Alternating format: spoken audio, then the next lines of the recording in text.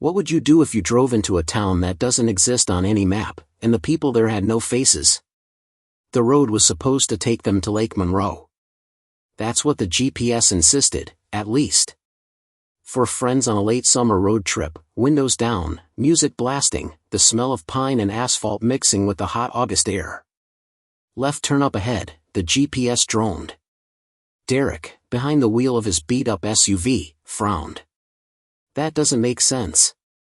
The main highway should have kept going. Maybe it's a shortcut, suggested Mia from the passenger seat, twirling her hair with an easy shrug. In the back, Jordan snorted. Or maybe it's the start of a horror movie. You know the part where dumb kids ignore the obvious signs? Lexi, pressed against the window, laughed nervously. Don't even joke. I'm already creeped out. These woods look wrong. And she wasn't lying. Something about the trees felt off. They weren't like the endless rows of pine they'd driven past earlier. These were older, gnarled, the kind that cast shadows like skeletal arms. Still, Derek turned. The narrow road wound downhill, cracked and overgrown with weeds. The GPS's cheerful voice directed them deeper into the forest. The cell signal bars vanished one by one until everyone's screens read no service. Great, Jordan muttered. We're officially in the middle of nowhere. The sun slid lower, staining the sky orange and purple. That's when Mia noticed the rooftops. Wait, is that a town? She pointed ahead. Sure enough, through the thinning trees, a cluster of buildings appeared, weathered wooden houses, a gas station with a faded sign, a church steeple rising in the middle. Relief washed over them. Perfect, Derek said, easing his foot off the gas. We can ask for directions, maybe fill up the tank. As they rolled into the village, though, unease settled in. The place looked deserted. Not abandoned in the usual way, not like boarded-up windows or peeling paint. Everything seemed frozen, as if people had simply vanished mid-task. A child's tricycle lay in the middle of the road. The gas station door hung open, but no one was inside. Curtains fluttered in a breeze, but no faces peered out. Where is everyone? Lexi whispered. The SUV crawled down the main street. Storefronts lined either side, bakery, barber shop, hardware store, but the silence pressed in heavy. Not a single bird sang.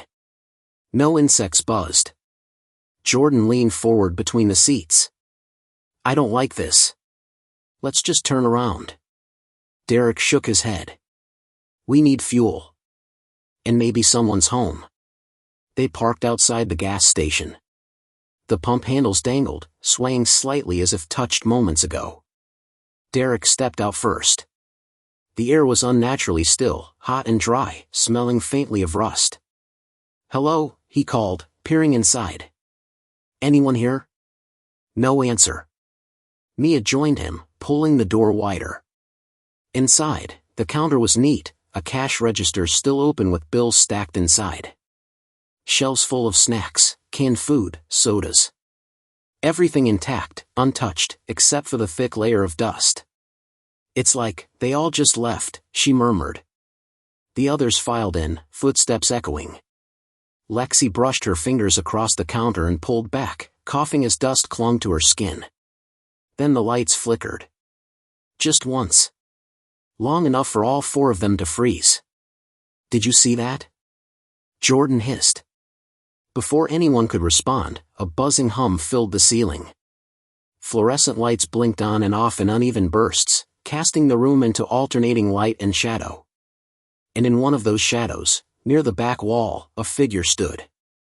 At first, Derek thought it was a mannequin. Perfectly still, wearing clothes too plain to notice. But when the light flashed again, he saw movement. A tilt of the head. Shoulders rising and falling. Excuse me? Derek asked, voice cracking. We're lost. Can you help us? The figure didn't move closer. The lights buzzed again. Darkness. Light. This time it had taken a step forward. Okay, nope, Jordan muttered, backing toward the door. As if in answer, every light in the store flared brilliantly, humming like angry bees. All 4 friends threw up their arms to shield their eyes. When the glare subsided, the figure was only a few feet away. And that's when they saw it. It had no face. Smooth, pale skin stretched where eyes, nose, and mouth should be. Just blankness, like clay waiting to be shaped. Yet somehow, impossibly, it was looking at them. Lexi screamed. The faceless figure twitched violently, jerking its head to the side. Another figure appeared behind it. Then another. More emerged from the shadows of the shelves, faceless villagers filling the aisles in complete silence. Dozens of them. Derek grabbed Mia's arm, dragging her toward the door. Jordan and Lexi followed, hearts hammering. They stumbled outside, gasping for air. The street, once empty, now flickered with light. Windows glowed in the houses. Street lamps buzzed alive. And in every doorway, along every sidewalk, figures stood watching. Faceless. Unmoving. Silent. Back in the car, Derek ordered, fumbling for his keys.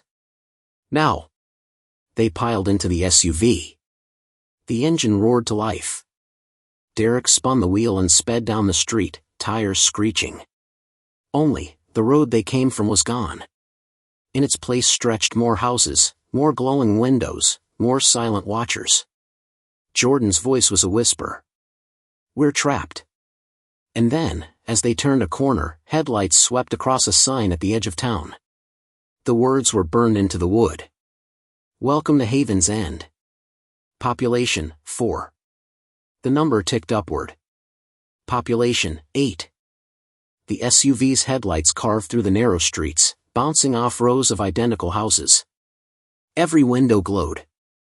Every porch framed by faceless villagers who stood, unmoving, like mannequins waiting for instruction. Inside the car, panic spread like wildfire. "Did you see that sign?" Jordan whispered hoarsely. "Population 4, then 8? That's us. It's counting us." "Shut up," Derek snapped, knuckles white on the wheel. "I'm getting us out of here." But as they drove, the road seemed to twist in on itself. The same gas station slid past on the left. The same church steeple loomed on the right. The same tricycle in the middle of the road. Lexi gripped her seatbelt until her fingers ached. "We're going in circles." "No," Derek insisted, voice cracking with strain. "No, it just looks the same. I'll find the way out." Mia twisted in her seat, staring through the back window. The villagers hadn't moved, but their heads had turned, every faceless face tilted toward the car as it sped by. "I swear they're watching us," she whispered. The SUV roared past another corner. And there it was again, the wooden sign. "Welcome to Haven's End. Population, 8. The number flickered. Population, 9. For a moment, no one spoke. The meaning sank in like a cold knife. "Wait," Jordan said finally. 9? There are only 4 of us. Where the hell is 9 coming from?" Before anyone could answer, a loud thump shook the roof of the car. "Jesus Christ!" Derek swerved, barely avoiding a lamppost. What was that? Another thump. Then the metallic scrape of nails dragging across the roof. Lexi's scream pierced the air. "Something's on top of us." Derek slammed the brakes. The car skidded, tires squealing. A shadow slid off the roof and landed in the road ahead. It was another villager. Its faceless head tilted, body twitching unnaturally as it staggered toward the headlights. Behind it, dozens more spilled into the street, blocking their path. Silent. Waiting. "Back up, back up!" Mia yelled. Derek threw the SUV into reverse. The engine roared, but before they could move, something hit the back bumper with a force that shook the car. The rear window spiderwebbed with cracks. Jordan turned, eyes wide. "They're behind us too." The 4 of them sat trapped, headlights glaring off pale, blank faces on both sides. The villagers didn't rush. They didn't scream. They just waited. What do they want? Lexi whispered, voice trembling. As if in answer, the streetlights flickered again. This time, every bulb along the row lit up in sequence, one by one, until they spelled out a path leading toward the church at the town's center. No, Derek muttered. Hell no. I'm not going into their church. Mia's hand clamped on his arm. We don't have a choice. Look at them. The villagers pressed closer, their numbers swelling, pale hands brushing against the SUV's sides. The sign at the corner flickered again. Population, 10. 10, Jordan whispered. There's 10 now. Who the hell is 10? The answer came when the rear window gave way with a shattering crash. A villager's hand shot through, groping blindly inside. Lexi screamed as it brushed her shoulder. Derek floored the gas, swerving the wheel hard. The SUV plowed through the faceless crowd, the car shuddering as bodies thudded against the hood and fenders. They didn't scream. They didn't even bleed. They just crumpled, then slowly began to rise again. The vehicle skidded into the church's courtyard, tires crunching against cracked cobblestone. The towering doors loomed, carved with symbols none of them recognized. Derek slammed the brakes. Out! Out now! They scrambled from the SUV, shoes slapping against stone. The villagers poured in behind them, filling the street, faceless heads tilting in eerie unison. Jordan tried the church doors. Locked. He threw his shoulder against them, wood groaning but holding firm. They won't open, he shouted. Then, as if responding, the doors creaked slowly inward on their own. Darkness yawned inside. Nope, Derek said, shaking his head violently. No way. That's a trap. But the villagers were closing in, their pale hands reaching. Mia grabbed his wrist. It's the only way. Together, the four of them shoved the heavy doors and slipped inside. The air was cool and stale, heavy with the scent of old wood and mildew. The doors boomed shut behind them, sealing off the outside world. The church was vast and empty. Pews stretched into shadows, dust floating in the shafts of moonlight filtering through stained glass. At the altar stood a tall, crooked cross.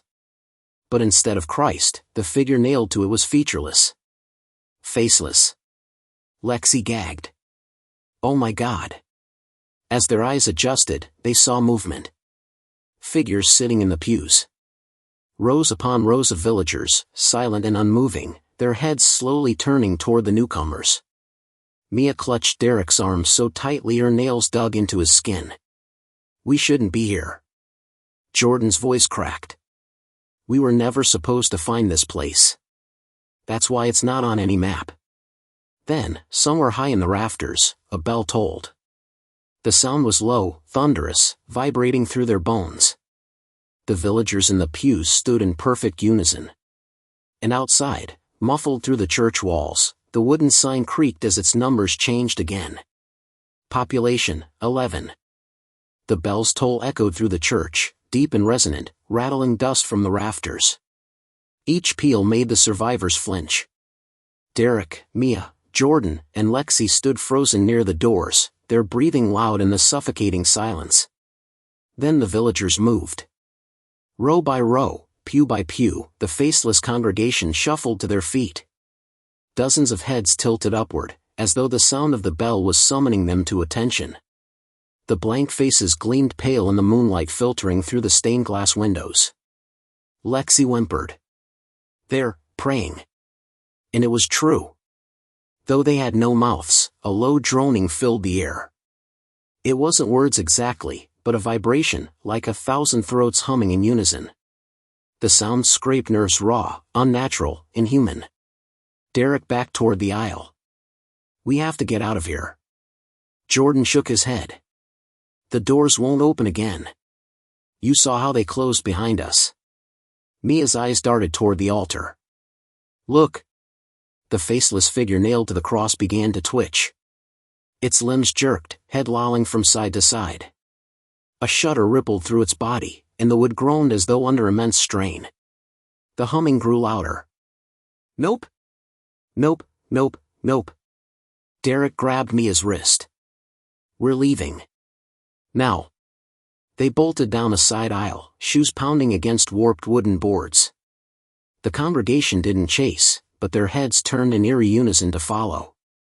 At the far end of the church, they found a small door half hidden behind a pulpit. Derek shoved it open.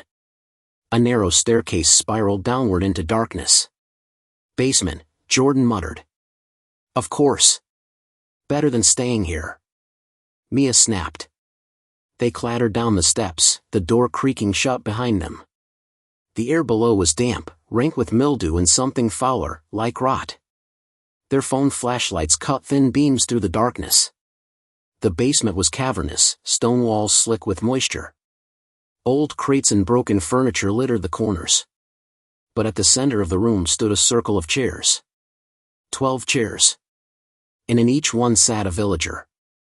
They weren't moving, weren't humming. Just sitting, hands folded in their laps, heads bowed. The friends froze at the sight, terror making their limbs heavy.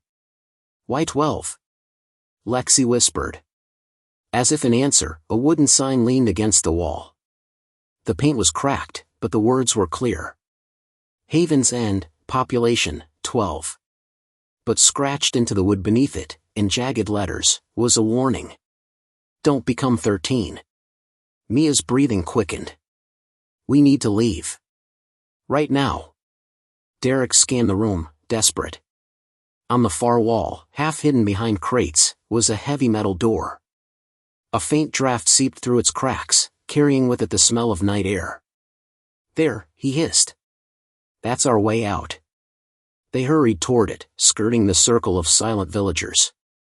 Jordan's flashlight beam wavered over one of the bowed heads, and froze. The villager in the nearest chair was wearing a backpack. A very familiar backpack. "Wait," Jordan whispered. "That's mine." Everyone turned. The bag was unmistakable, the same faded black fabric, the same frayed straps. "That's impossible," Derek muttered. But then Lexi gasped. "That one's wearing my jacket." And she was right. The faceless body in the next chair had on her denim jacket, torn at the sleeve from a fall earlier that summer. One by one, they looked around the circle. The villagers were dressed in their clothes. Derek's flannel. Mia's sneakers. Jordan's baseball cap. Lexi's scarf. As realization sank in, the 12 villagers slowly lifted their heads. Not all the way. Just enough for the blank faces to tilt upward, as though acknowledging them. Jordan stumbled backward, nearly tripping. "What the hell is this?" The humming began again, low at first, then building, rattling the crates, shaking dust from the ceiling. The metal door rattled in its frame as though something on the other side was slamming against it. "Go!" Derek shouted. "Move!" They sprinted the last few feet. Derek grabbed the wheel of the door and heaved. Rust screamed as the hinges gave. The draft grew stronger, colder, and fresher. Together they pushed it open, stumbling into the night air. They emerged in a small graveyard behind the church. Crooked headstones jutted from the ground like jagged teeth, moonlight casting skeletal shadows across the grass. The forest loomed beyond, dark and endless. For a brief moment, relief flooded them. Open sky. The smell of pine. The chance of escape. Then Lexi froze, pointing at the nearest headstone. Her voice cracked. "No. No, no, no." Chiseled into the stone was her own name. Alexis Carter. Born 2002, died 2023. The others scrambled to look. Each headstone bore their names. Derek. Mia. Jordan. Dates of birth, all correct. And every date of death the same. Tonight. The humming from the basement rose to a deafening crescendo. And the wooden sign by the graveyard gate creaked as the number flickered again. Population, 12. Population, 13. The graveyard seemed to close in around them, the air thick and heavy, as if the earth itself wanted to pull them under. The four stood frozen, eyes wide, staring at their own names carved into cold stone. No, this is fake. It has to be, Derek stammered, though his voice lacked conviction. Then why does the date match today? Lexi's words cracked as tears welled in her eyes. This is impossible. The sign at the gate groaned again. Its number had changed from 12 to 13. As they watched, the paint seemed to bleed like fresh ink, reshaping itself. Who's 13? Jordan asked, scanning the graves. His flashlight beam trembled over the names, but there were still only 4 headstones, one for each of them. No, Mia whispered. It doesn't mean graves. It means people. They turned as one toward the church. The humming inside had stopped. Silence pressed against the air, heavier than the sound had been. Then, slowly, the basement door creaked open. One of the villagers stepped into the graveyard. But this one wasn't faceless. The figure's head was tilted down, hair shadowing its features. As it raised its face to the moonlight, Lexi screamed. Because the villager was Mia. Same face. Same eyes. Same trembling lower lip. Derek swore under his breath. What the hell? The other Mia stepped forward, blank eyes glittering. Her mouth opened, something the other villagers had never done, and a thin, rasping voice spilled out. You shouldn't have come here. The real Mia clutched Derek's arm, shaking violently. That's not me. That's not me. The doppelganger took another step closer, her movements stiff, puppet-like. The others began to stir behind her. Figures rose from between the headstones, faceless bodies drifting forward in unnatural silence. Jordan grabbed Lexi's hand. Run. Now. They bolted through the graveyard, weaving between crooked markers, their breaths ragged in the cold night air. The villagers followed, not quickly, but steadily, like a tide that could not be outrun. At the far side of the graveyard, an old iron gate stood ajar. Derek shoved it open, the hinges shrieking, and they spilled into the road beyond. Which way? Lexi gasped. The car. Back to the car. Jordan barked. They sprinted down the cracked road, their flashlights bouncing wildly. Shadows of the villagers stretched long behind them, warped and twitching. After what felt like forever, the glow of their SUV appeared up ahead. Relief surged, until they drew closer. The vehicle was wrong. The shape was theirs, the color was theirs, but the license plate was not. Neither were the belongings inside. A teddy bear on the dashboard. A scarf hanging from the rearview mirror. Lexi's voice cracked. That's not our car. It has to be, Derek panted. We didn't see another vehicle. They circled cautiously. The interior was pristine, too clean, as if it had never been driven. But in the back seat sat 4 suitcases. Each one bore a luggage tag. Derek squinted at the nearest. His throat closed. It had his name on it. He pulled it open with trembling hands. Inside was a neatly folded shirt. His shirt. But it looked newer, unwrinkled, untouched by wear. As if it had been bought yesterday. Lexi opened hers. The same. Brand new clothes, all hers. Jordan's case. Mia's case. Every detail matched, down to Mia's custom keychain tucked inside the pocket of her bag. This doesn't make sense, Jordan hissed. It's like someone copied us. Like they knew we'd come here.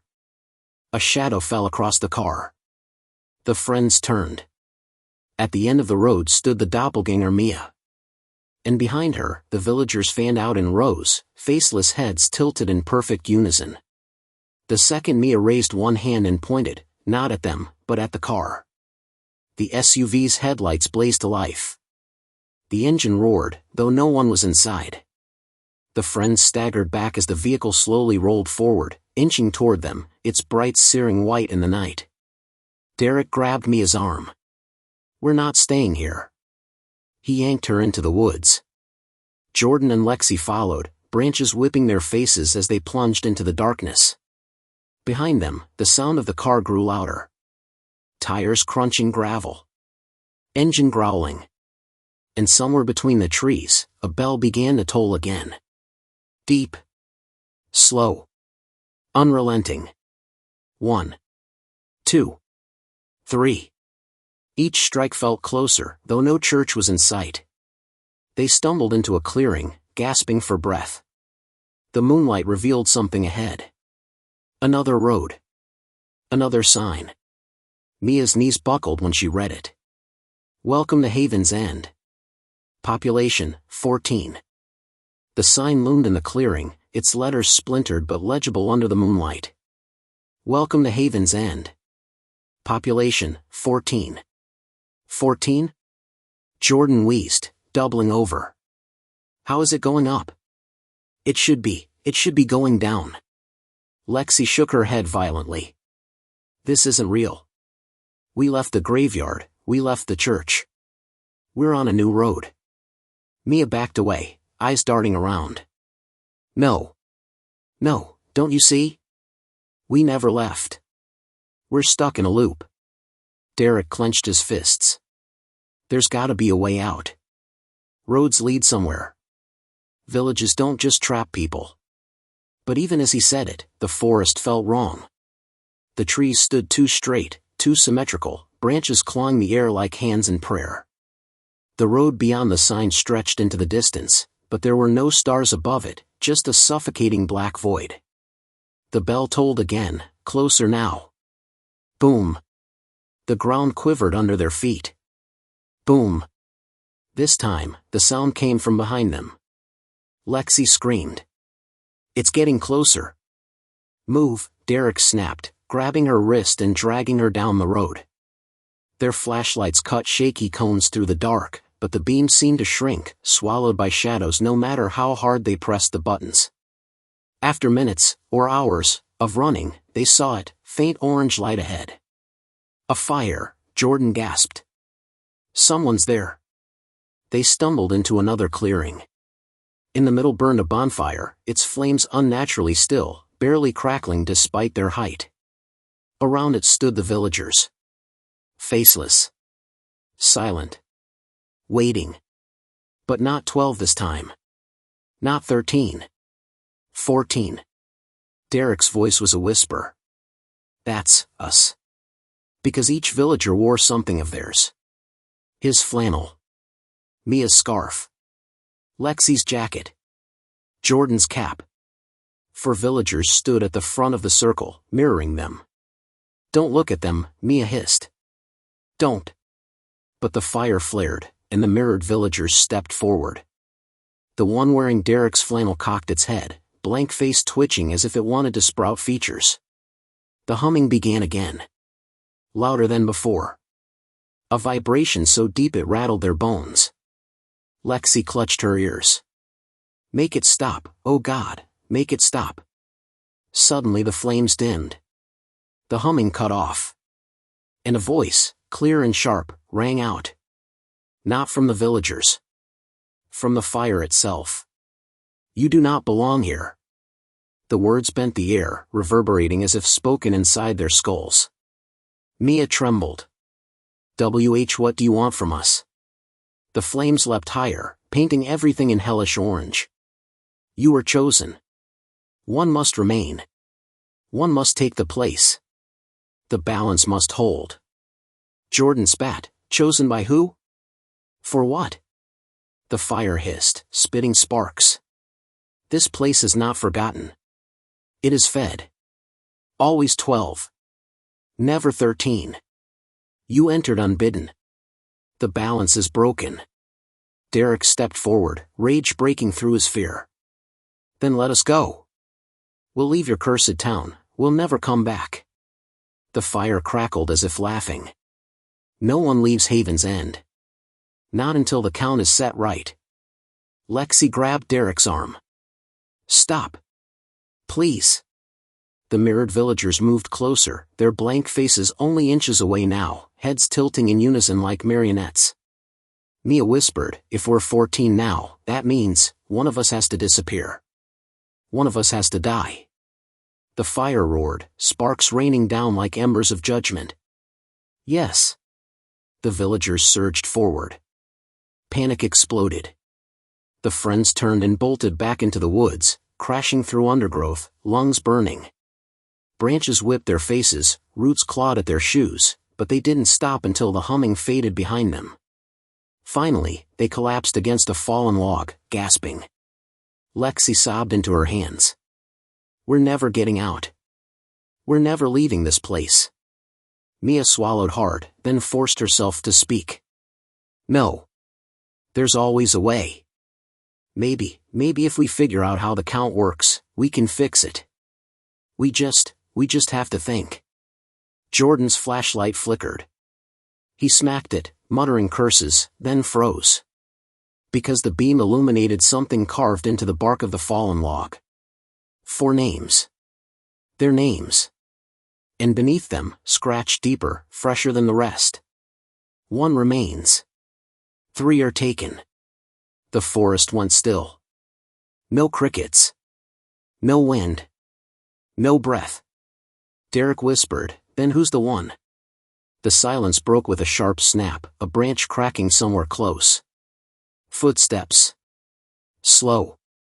Heavy. And then, from the shadows ahead, another villager stepped forward. But this one had a face. Derek's face. The villager stepped into the clearing, torchlight flickering over its skin. It wasn't faceless like the others. It had Derek's face. Every detail was perfect, the scar on his chin from a bike accident in middle school, the same furrowed brows, even the faint shadow of stubble. But the eyes, those weren't his. They were blank, like glass marbles, reflecting the light without life. The real Derek staggered back, his mouth opening but no sound coming out. His knees buckled as if he were looking at his own corpse. Lexi grabbed his arm. Don't look at it. Just don't." The duplicate tilted its head, the motion stiff, mechanical, yet disturbingly curious. Then, in a voice low and hollow, it spoke. "You don't belong here, but I do." Mia gasped. "It talks." The doppelganger stepped closer. Its lips curled into a mockery of a smile, skin stretching too thin over bone. 1 remains. 3 are taken. The others emerged from the treeline, faceless villagers circling like predators, humming softly, their voices blending into that awful drone. The air vibrated with it, heavy and suffocating. Jordan raised a branch like a weapon. "Stay back." The Derek copy didn't flinch. Instead, it mirrored him, stooping to grab a branch from the forest floor, mimicking every movement perfectly. Lexi screamed. "It's copying us." The fake Derek lunged first. Real Derek barely dodged, the branch whistling past his ear. He shoved Lexi and Mia toward the trees. "Run!" They crashed through the undergrowth, the forest alive with footsteps, some theirs, some not. The humming swelled, pressing into their skulls until it felt like their brains might split open. They didn't stop until they stumbled into another clearing. This one was different. A row of houses stood silently in the moonlight. Dilapidated cottages, porches sagging, windows shattered. Yet there was something impossibly neat about them. Every door stood slightly ajar, every curtain fluttered inward though there was no breeze. It's the village," Mia whispered. Jordan's flashlight flicked over a sign nailed to a crooked fence. The paint was faded, but the words were clear. "Haven's End, residential quarters." Lexi shuddered. "Residential? For who? They don't even have faces." A hollow laughter drifted from one of the houses. Not from inside, but from everywhere at once, echoing like wind through pipes. Then, lights flickered on. One by one, lamps glowed behind broken windows, filling the cottages with warm yellow light. Shadows moved across the curtains. Figures pacing. Dozens of them. Jordan swore under his breath. "It's not empty." The door of the nearest cottage creaked open. A villager stepped out. Not faceless, this one bore Mia's features, down to the tear tracks still glistening on her real face. "No," Mia whispered, stumbling back. Another emerged from the next cottage. Lexi's face. From the one after that, Jordan's. The real friends pressed together, trembling as their duplicates walked into the street, expressions calm, almost serene. Behind them, more villagers appeared, filling porches and gardens, every one of them wearing their faces. A sick realization coiled in Mia's chest. They're replacing us. The doppelgangers stopped a few feet away, standing in a neat row, like actors awaiting their cue. Then the Mia copy spoke, its voice clear and strong. You are not us. But you will be.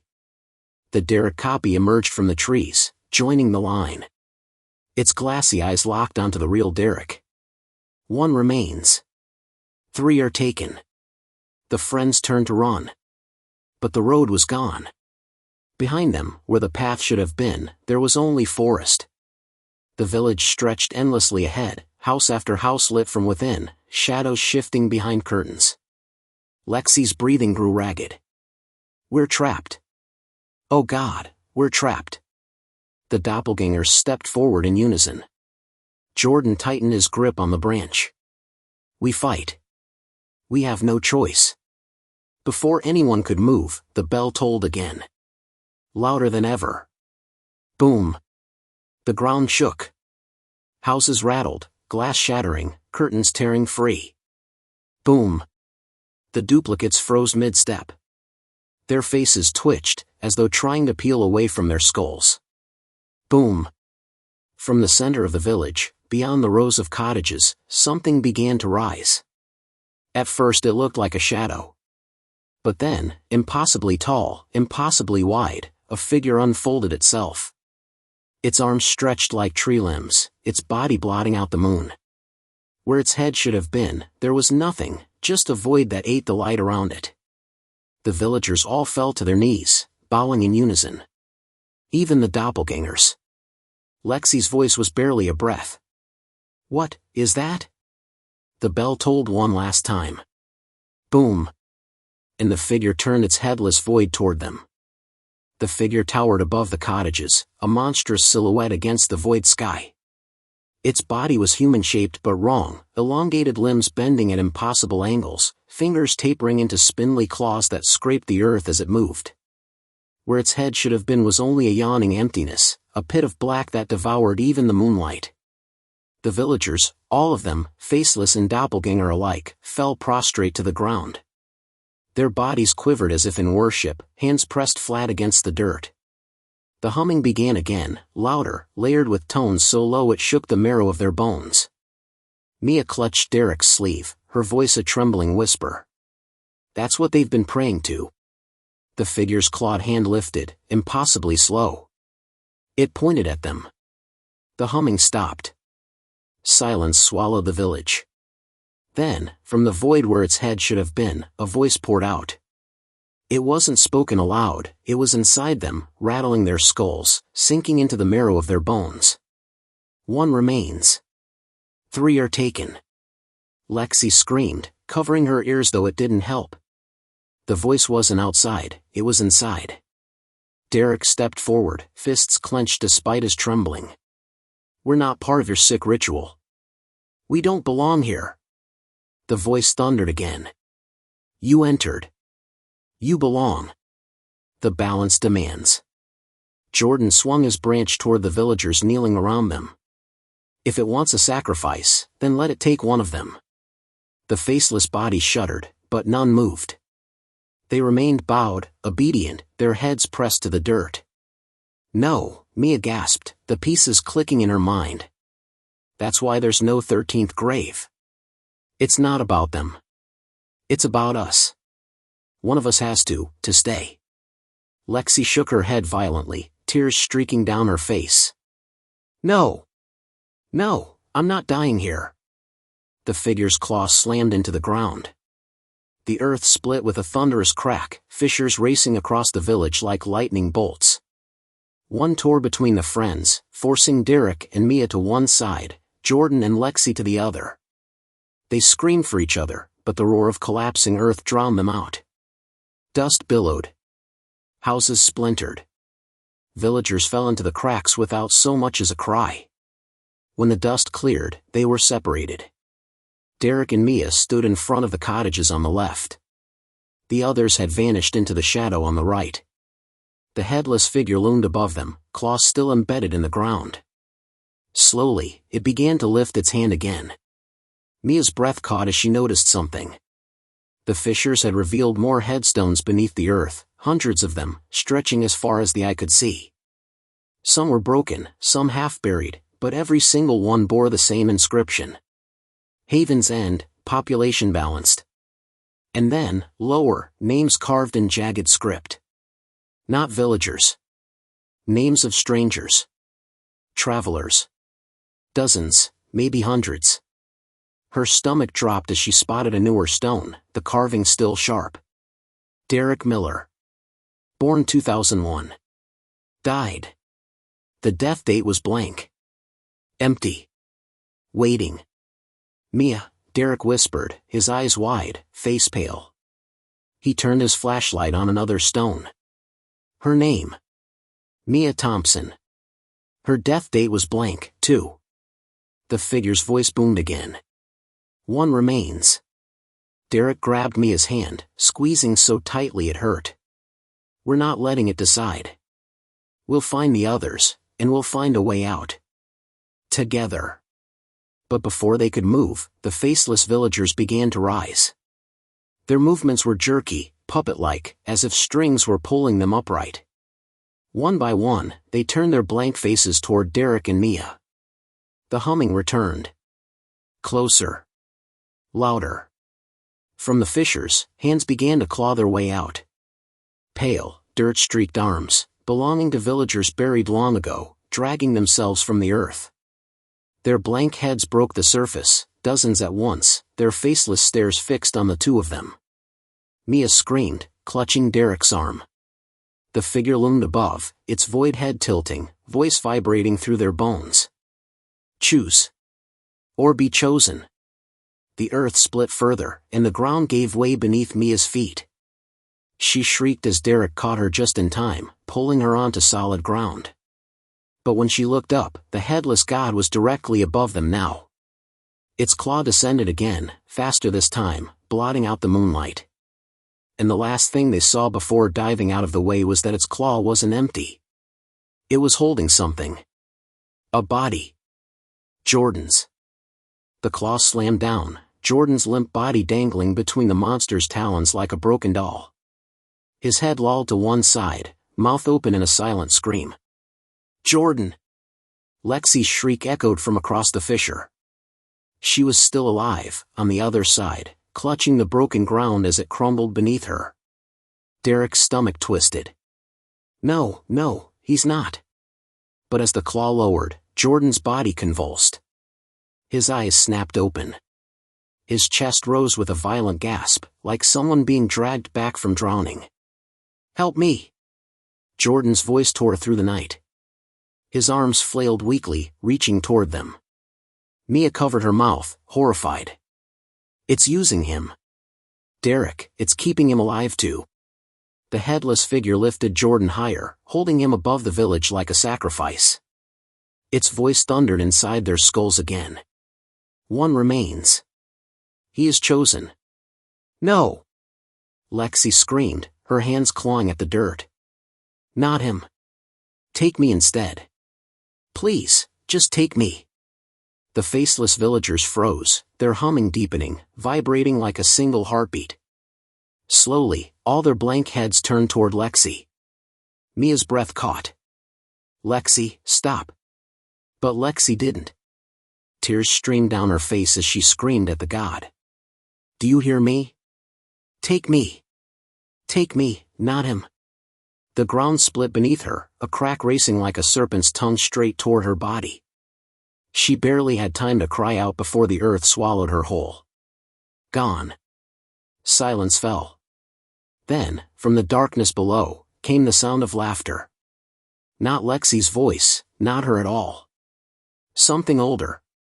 Crueler. Mia trembled violently. Derek, oh my God, it tricked her. She offered herself, in. The figure's claw released Jordan. His body fell, crashing into the dirt just a few feet away from Derek and Mia. He writhed, choking, as if drowning in air. Mia rushed forward, dropping to her knees beside him. "Jordan! Stay with me!" His eyes rolled back, then locked on hers. His lips moved, but the words were not his own. "Balance is kept." Mia recoiled. No, that wasn't him. Jordan convulsed again, this time harder. His arms twisted unnaturally, his spine bending until it cracked. His skin stretched, splitting along his chest. Darkness poured out, not blood, not shadow, but something thicker, writhing, alive. Derek grabbed Mia and dragged her back. He's not Jordan anymore. The faceless villagers fell to their knees, their hands lifting skyward as if in worship. The humming reached a deafening pitch. From Jordan's splitting chest, a face began to emerge. Not his own, but a blank one, smooth, featureless, like the villagers. It pressed forward as though climbing out of his skin, stretching his mouth impossibly wide to make room. Mia screamed, clutching Derek. "It's making him into one of them." Jordan's voice, thin, broken, echoed from somewhere deep inside the transformation. "Don't let it." And then the faceless thing finished pulling itself free, leaving Jordan's broken body crumpled on the dirt like a discarded shell. The new creature stood tall, featureless, head tilting, and for the first time, the villagers moved. They rose in unison, dozens of blank faces turning toward Derek and Mia. The god's voice thundered again. "One remains. 2 are marked." Derek's flashlight flickered violently, then went out, plunging them into blackness. Mia's voice broke. 2 are marked? Derek, what does that mean?" He held her tighter, even though his own voice shook. "It means, it's not finished yet." Above them, the headless god leaned down, the void where its head should be expanding, stretching, pulling at the air like a black hole.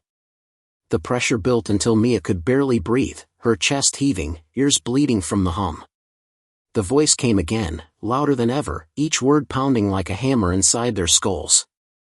"You cannot leave. One must remain. The graves await." Suddenly, the ground beneath them gave way again. They tumbled down into darkness, the village vanishing above as if it had never existed. When they hit the bottom, choking on dust and dirt, they were surrounded. Not villagers. Gravestones. Hundreds of them. Thousands. Each one glowing faintly in the dark, inscriptions burning like fire. Derek staggered up, shining his flickering light across the stones. And what he saw froze the blood in his veins. Every grave bore a name. Not strangers. Not random travelers. But their own names. Over and over. Dozens of Mia Thompsons. Dozens of Derek Millers. Each with a different year of death carved beneath. Some in the past. Some in the future. Mia's voice cracked. "Derek, this place isn't about balance. It's a prison. And no matter what we do, we've already been buried here." The humming rose again, deeper, infinite. And from the rows of graves, the dirt began to shift. Hands clawed their way out. Not strangers. Not villagers. But copies of themselves. Dozens of MIAs. Dozens of directs. Crawling from the earth, faceless, reaching out for them. Derek backed away, dragging Mia, his voice breaking. "We're already dead here." And then the god's voice shook the darkness one last time. "The balance demands the final one." The ground opened beneath Derek's feet. He screamed as he fell, Mia's hand slipping from his grasp. And when she looked down, it wasn't Derek falling. It was herself. Mia's scream caught in her throat as she saw it, herself, not Derek, plummeting into the abyss. The falling figure twisted, arms flailing, face frozen in terror. Her face. Her body. Her own reflection, swallowed by the endless dark. Her knees buckled. She clutched the dirt for balance. No, that's impossible. That's not me." The graveyard around her seemed to pulse in time with her panicked heartbeat. Each headstone glowed faintly, a pale fire crawling over the etched names. Derek Miller. Mia Thompson. Again and again. Each stone bore the same names, but never the same dates. Some were centuries old. Some, decades into the future. Mia stumbled closer, her breath coming ragged. She ran her trembling fingers across one stone. Mia Thompson. Died, September 19, 2025. Her blood ran cold. That was today. No, she backed away, shaking her head violently. No, I'm still here, I'm alive. Behind her, Derek rose slowly to his feet, his flashlight barely clinging to life. The dim beam swept across the graves, revealing countless open plots, the dirt freshly turned, as though waiting. Mia, his voice was hoarse, broken. I think, these aren't graves of the dead. They're graves of the ones who were taken. Versions of us. Over and over. As if to prove him right, the earth trembled, and hands clawed upward from the soil. Not the blank-faced villagers this time. But themselves. Dozens of MIAs. Dozens of directs. All crawling out of the ground, their bodies pale, dirt-stained, and wrong. Some had hollow eyes. Some bore twisted smiles. Others had no faces at all. Mia staggered back, choking on a sob. This can't be real. Derek, this can't be. One of the other MIAs tilted its head, mimicking her voice perfectly. This can't be real, the others followed, a chorus of her own voice, echoing back at her in grotesque harmony. Derek grabbed her hand. Run. Don't look at them. They sprinted between the graves, but every direction led them deeper into the maze. The glowing names blurred past them, and still the imitations followed, shuffling, crawling, sprinting. The sound of their own voices chased them, mocking their fear. Derek, one hissed. Help me, moaned another. You left me here, whispered one with no mouth. Mia's chest heaved, lungs burning, but she forced herself to keep moving. The air thickened as the humming returned, vibrating through the ground, rising from the graves themselves. Then, ahead of them, a mirror. A full-length mirror, standing upright in the dirt where no grave lay. Its surface rippled like water, reflecting only darkness. Derek skidded to a stop, dragging Mia with him. What the hell?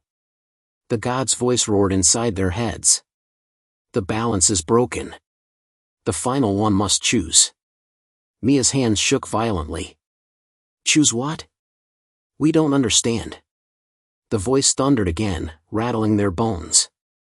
One remains. One is taken. The grave accepts only one name. The mirror's surface shimmered, and their reflections appeared. Mia and Derek, standing side by side. Except the reflections weren't moving with them. They stared back with hollow, faceless heads. Mia's stomach turned to ice. Derek, it's making us choose who stays. Who dies? The ground split wider behind them, and the crawling duplicates poured out in greater numbers. A dozen MIAs. A dozen directs. Their arms reached, their blank faces stretching closer. The mirror pulsed with dark light, and words formed across its surface in burning letters. Mia or Derek. Only one leaves. Mia's throat closed. She turned to Derek, tears streaming down her dirt-streaked face. It wants one of us, it's been waiting all along. Derek gritted his teeth, fists clenched, fighting the panic in his chest. Then it's not going to take you. He stepped toward the mirror. Mia grabbed his arm desperately. No. Don't, you don't know what happens if. The faceless villager's hum reached its peak, shaking the graveyard like thunder. The god's voice split the night one final time. Choose. Or both shall remain forever. Mia's scream tore through the darkness. The mirror's black surface rippled, glowing words burning across it. Mia or Derek. Only one leaves. The humming of the villagers rose until it shook the very ground. The duplicates swarmed closer, MIAs with broken jaws, directs with eyeless sockets, all clawing their way out of graves as if demanding the choice themselves. Mia clung to Derek's arm. We can't let it win. Don't you see? That's what it wants, us to sacrifice each other. Derek's face twisted with fury and despair. Then what's the alternative? Both of us stay here? Both buried? The mirror pulsed, and their reflections leaned forward. Not copies, corpses. A rotting Mia. A rotting Derek. Worms wriggled in their hollow eyes as they pressed against the glass. The god's voice thundered again, rattling Mia's bones. The balance demands. The grave accepts one. Mia's tears burned hot trails down her face. Derek, if one of us chooses, it's just repeating the cycle. That's why there are thousands of graves. They've tricked every group, every traveler. Someone chooses, the other dies, and the game resets. Derek's jaw clenched. Then how do we break it? The earth split wider. From the crack, a monstrous hand, clawed, skeletal, shot upward, grasping. It grabbed one of the duplicate directs and yanked him down screaming, dragging dirt and blood into the void. The message was clear. Choose, or everything would be consumed. Mia looked at the graves, the countless names. Her mind raced, fragments of the village flashing back, the empty streets, the glowing lights, the humming in her head. What if, she whispered, trembling, what if the secret isn't choosing between us, but refusing to play at all? Derek turned to her sharply. Mia. But the villager's hum broke into shrieking. The mirror flared, cracks racing across its surface, and the god's voice bellowed in rage. Defy the balance and the grave claims both. The skeletal hand slammed into the ground beside them, dirt exploding, clawing closer. Mia screamed. We can't just. But Derek's eyes had changed. His fear was gone, replaced with a grim resolve. He looked at her, voice steady. Then I'll make the choice for us. Before she could stop him, he lunged toward the mirror. His reflection reached back, hands outstretched, ready to drag him in. No! Mia shrieked, grabbing him, pulling with all her strength. Don't do this! The mirror's surface stretched like liquid, wrapping around Derek's arm, pulling harder. His body trembled as he was dragged forward. Mia, he gasped, straining against it. If it's me or you. I'd rather it be me. Don't fight it. She sobbed, clinging tighter. Don't you dare leave me. The villager's chorus rose to a scream, and suddenly, the mirror changed. The burning words shifted, rearranging themselves into something new. The one who resists shall remain. The one who releases shall go free. Mia's breath caught. She realized, too late, the truth. It was never about sacrifice. It was about who let go. Derek's grip weakened, his hands slipping from hers as the mirror sucked him in. His eyes met hers one last time. I'm sorry, Mia. And then he was gone. The mirror went still, its surface black once more. The villagers froze, their humming silenced. The graves stopped shaking. Mia collapsed to her knees, choking on her sobs. No, no, please. The god's voice echoed, softer now, almost satisfied. Balance restored. One remains. The mirror shattered into dust, vanishing into the night. The skeletal hand withdrew into the earth. And Mia was left alone, surrounded by thousands of graves with her name on them. But this time, only her name. The villagers turned and began to fade, their bodies dissolving into the mist. The god's voice whispered one last time, curling around her mind like smoke.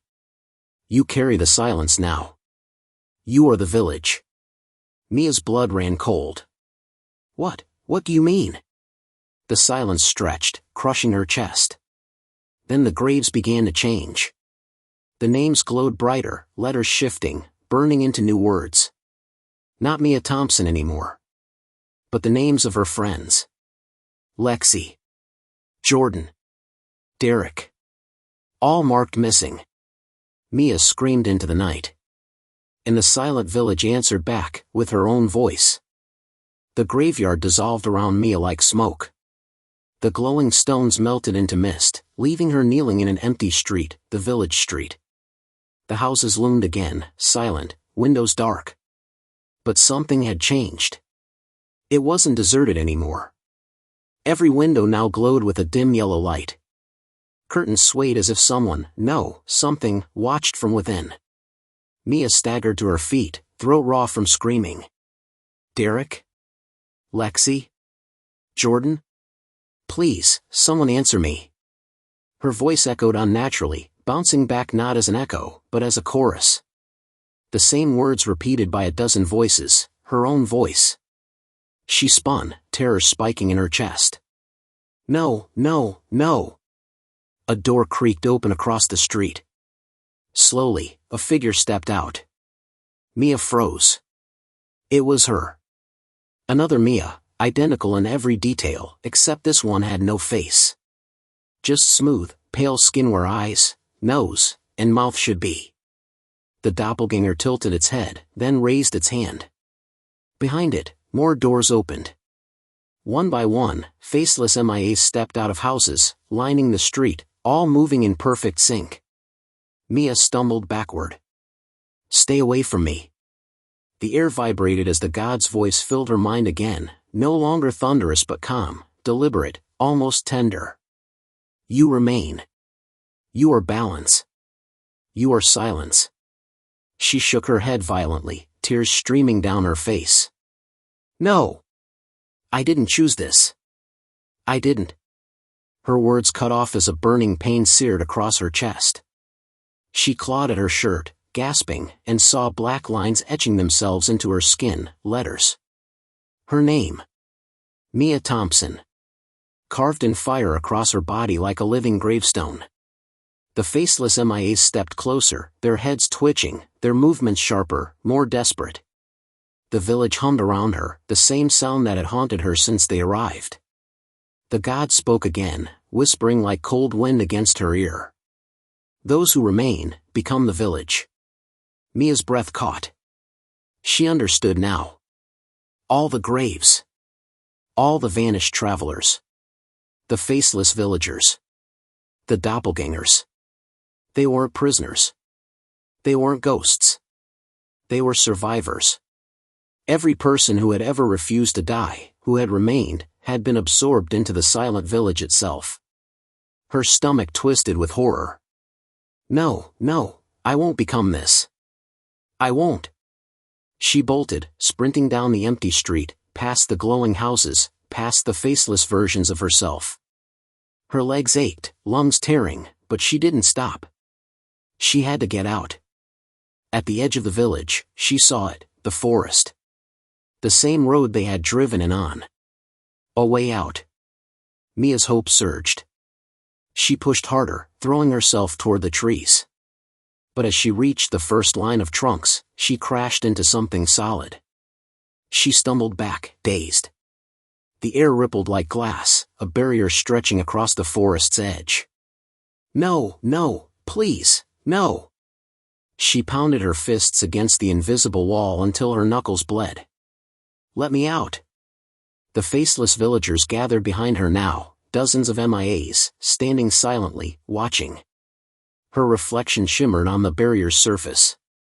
Not her, not anymore. Her reflection had no face. The god's voice rose once more, final and absolute. There is no leaving. There is only silence. You are the village now. Mia's scream echoed through the night. The barrier rippled, then melted, swallowing her reflection. And when Mia looked back at the villagers, one of them had grown a face. Her face. It smiled. Mia's voice was gone. Torn away, swallowed by the humming that now pulsed inside her skull. She stood frozen in the middle of the village street, surrounded by faceless versions of herself. One of them wore her face now. It smiled with her lips. It blinked with her eyes. And it spoke with her voice.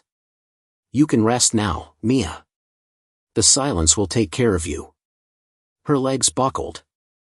She wanted to scream, to deny it, but no sound came out.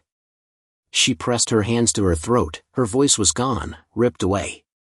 She had become the echo, the silence. The faceless villagers reached for her, not violently, but almost tenderly, their hands brushing her arms, her shoulders, as if welcoming her into their number. Then the world shifted. The houses blurred. The graves dissolved. And suddenly, Mia stood at the side of a road. Daylight. Cars passing. The world alive again. She gasped, stumbling forward, staring at the asphalt beneath her feet. Her voice returned in a broken cry. I'm out. A car slowed nearby. The driver leaned out the window. Hey! You okay, miss? Mia ran toward them, tears streaming down her face. Please! You have to help me. My friends, Lexi, Derek, Jordan, they're gone. There's a village, a place. The driver frowned. Village? Out here? There's nothing for miles. Mia's heart dropped. No, it was right there. The silent village. I was there. The driver shook his head, uneasy. Lady, I don't know what you saw, but there's no village. Never has been. Her chest tightened. She looked back. The road stretched on, endless forest on either side. No houses. No graves. No village. For a moment, she thought maybe, just maybe, it had all been a nightmare. Then she saw it. A map. The driver had it folded on his dashboard. She leaned closer, desperate. And her blood turned to ice. In the center of the map, faint but visible, was a single black dot. No town name. Just a mark. She pointed at it, voice shaking. There. That's it. That's the village. The driver squinted. Funny. I've never noticed that before. He traced it with his finger. Not on any official maps, but this one's old. Must be a printing error. Mia's breath hitched. No, it's not an error. It's real. That's where it is. The driver gave her a wary look. Then you're one of them. Her stomach dropped. What do you mean? The man's face shifted. His skin smoothed, his features dissolving until only blank flesh remained where his eyes and mouth had been. Mia stumbled back, a scream ripping from her throat. And as the faceless driver reached for her, the map fluttered open fully, revealing words burned into the paper. Welcome to the silent village. The road, the forest, the daylight, all of it dissolved like smoke. And Mia was back in the village. Her face gone. Her voice gone. Her friends' names glowing on the graves around her. She had never left. No one ever does.